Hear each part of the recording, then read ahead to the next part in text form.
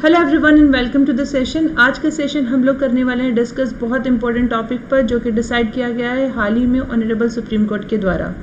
ये decision honourable Supreme court ने दिया है Chenupati Kranti Kumar versus state of Andhra Pradesh के केस में, जहां पर ऑनरेबल सुप्रीम कोर्ट एक अपील सुन रहे थे और यहां बेंच रही honourable justice mister Abhay Ashoka and honourable justice mister Rajesh Bindal की। तो मामला क्या है? मामला इस तरीके से है कि यहाँ पर एक हस्बैंड जो कि यूएस में काम कर रहे थे, वो अपने फादर की डेथ एनिवर्सरी के लिए इंडिया में विजिट करते हैं और उनकी वाइफ उनके खिलाफ एक कंप्लेंट फाइल करती है।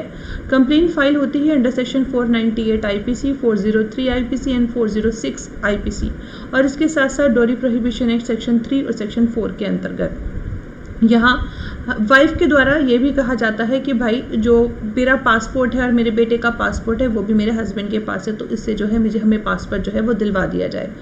पुलिस ने यहाँ पर हस्बैंड को सेक्शन 91 सीआरपीसी के अंदर एक जो है नोटिस इशू कर दिया और ये बोला कि आप पासपोर्ट जो है प्रोड्यूस करें हमारे सामने।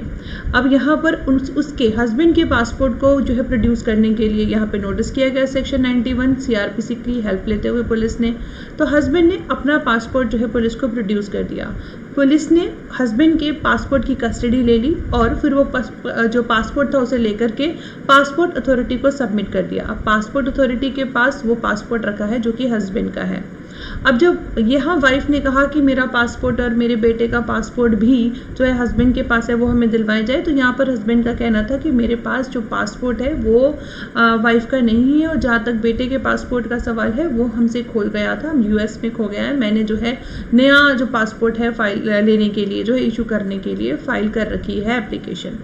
Husband additional chief metropolitan magistrate के पास जाते हैं इस बात को लेकर के कि मेरा पासपोर्ट रिटर्न कर दिया जाए और यहाँ एडिशनल मेट्रोपॉलिटन मजिस्ट्रेट हस्बैंड की जो एप्लीकेशन थी उसको डिसमिस कर देते हैं। तो हस्बैंड जो है आंध्र प्रदेश हाई कोर्ट के पास जाते हैं। आंध्र प्रदेश हाई कोर्ट क्या करते हैं, यहाँ पर हस्बैंड को ये बोलते हैं कि वो 10 लाख रुपए एफडी के तौर पे वाइफ के फेवर में डिपॉजिट कर दे और साथ ही साथ उनके बेटे और वाइफ का जो पासपोर्ट है वो दे दिया जाए। तब हस्बैंड कहते हैं कि मेरे पास पासपोर्ट नहीं है, ना तो वाइफ का है और ना ही बेटे का है, हाँ लेकिन मैं 10 लाख की जो एफडी है वो अपनी वाइफ के लिए कराने के लिए तैयार हूँ।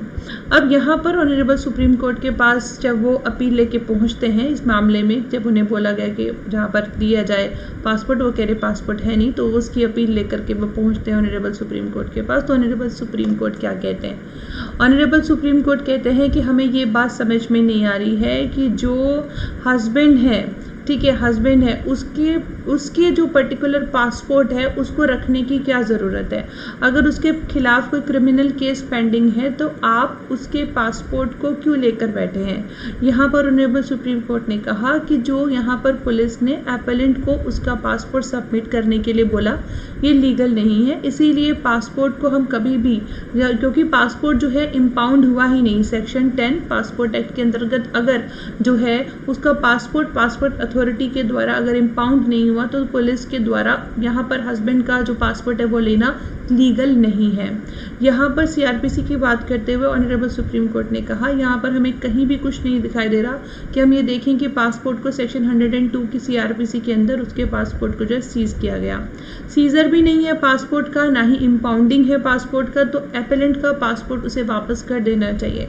तो बेसिकली ऑनरेबल सुप्रीम कोर्ट ने कहा कि जब ना तो यहाँ पर सीजर हो और ना ही इम्पाउंडिंग हो पासपोर्ट का, तो फिर आप किसी के व्यक्ति के पासपोर्ट को रख नहीं सकते। ऑनरेबल सुप्रीम कोर्ट आए हुए एक मामले जो कि मामला था सुरेश नंदा का, उसको देखते हुए ऑनरेबल सुप्रीम कोर्ट ने उसको रिलायंस करते हुए कहा कि जो पर्टिकुलर मैटर था इसमें कहा गया था कि सेक्शन 104 की जो पावर है उसको इन्वोक नहीं कर सकते पासपोर्ट जो है इम्पाउंड करने के लिए। रीज़न ये है कि प्रोविजन ऑफ पीपी एक्ट जो होते हैं वो स्पेसिफिक जो प्रोविजन है, स्पेसिफिक जो सब्जेक्ट है कि इम्पाउंड कर सकते हैं पासपोर्ट, उससे डील करते हैं। तो 104 और जब भी पीपी एक्ट में कभी 104 सीआरपीसी और पीपी एक्ट के बीच में अगर कुछ भी किसी भी तरीके क्लैश होगा तो ऑब्वियसली बात है स्पेशल एक्ट प्रिवेल करेगा। तो पुलिस के पास पासपोर्ट सीज करने की पावर तो है लेकिन वो इम्पाउंड नहीं कर सकता। यहाँ पर ऑनरेबल सुप्रीम कोर्ट ने कहा कि even if the power of seizure of a passport is exercised under section 102, police जो है वो विदहोल्ड नहीं कर सकती डॉक्यूमेंट को and the same must be forwarded to the passport authority. अपने पास रख के नहीं बैठ सकती, सीज कर भी लिया है तो पासपोर्ट अथॉरिटी को जो है भेजना पड़ेगा। इसीलिए फाइनल डिसीजन इसके अंदर पासपोर्ट अथॉरिटी का ही होगा कि पासपोर्ट पासपोर्ट को इम्पाउंड करना ही नहीं। 102 में सीजर किया है तो भेजेगा किसके पास, पासपोर्ट अथॉरिटी को। लेकिन प्रेजेंट मामले में ना तो 102 के अंदर सीजर किया गया यहाँ पर जो हस्बैंड था उसके पासपोर्ट को, और ना ही जो है पासपोर्ट अथॉरिटी के द्वारा इम्पाउंड किया गया। तो सिर्फ इस बेस पे कि क्रिमिनल मैसेज चल रहा है, क्रिमिनल मैटर चल रहा है एक हस्बैंड के खिलाफ, तो उसको पासपोर्ट को जो है सीज कर लेना या पासपोर्ट लेकर के बैठ जाना जो है वो ठीक नहीं है। तो बिना इम्पाउंड किए हुए पासपोर्ट को ले लेना ना तो पुलिस के द्वारा ना पासपोर्ट अथॉरिटी के द्वारा लीगल नहीं है, ऐसे कहा गया रिसेंट केस में। और केस का नाम मैंने आपको बता दिया है, केस का नाम है Chenupati Kranti Kumar versus state of Andhra Pradesh. I hope ये डिसीजन आपके लिए यूजफुल होगा तो आप अपने फ्रेंड्स को भी शेयर करना। आप यहाँ पर इसको कैसे रेफर करोगे अपने एग्जाम में, 104 CRPC में और 91 CRPC में इस सेक्शन जो पर्टिकुलर केस है इसको आप रेफर कर सकते हैं। Thank you so much everyone, thanks a lot.